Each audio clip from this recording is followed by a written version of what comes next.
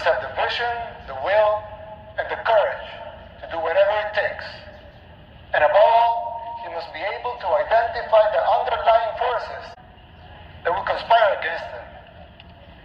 These dark forces are already taking over your country.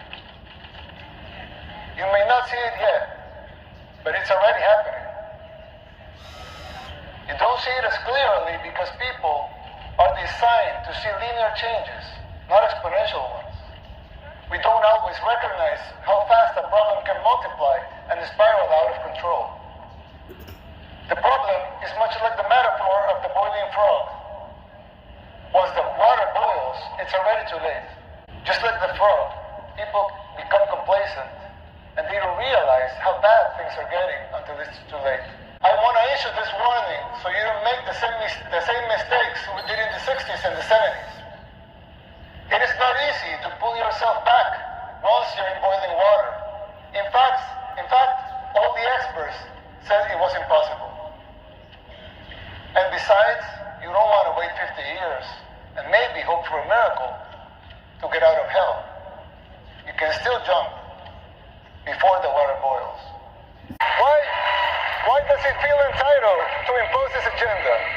The global elites, they hate our success, and they fear yours. Institutions were created to serve the people, and not the other way around.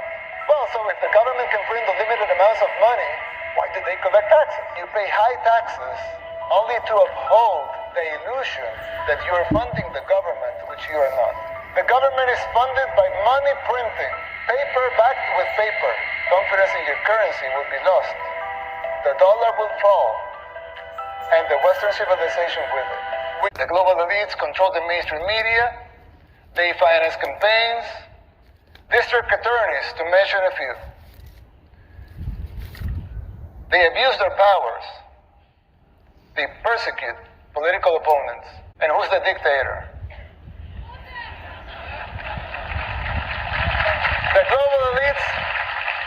The global elites in the media, they work in conjunction. They run some stories and publish them, same pictures to reinforce their agendas. You're no strangers to that here in the United States. That is the free press that they talk about. Please. I always criticize the defenders of institutionalism. Not because I don't think strong institutions are paramount and necessary for a democracy, but because I find them very hypocritical. They don't seem to have the same standards for themselves as they are trying to impose on others. But there's yet another component that is more dangerous than a simple double standard. Institutions were created to serve the people, and not the other way around. For instance, the financial situation of the United States. When I talk to my conservative friends right here, they always tell me that the problem is high taxes, but they're wrong.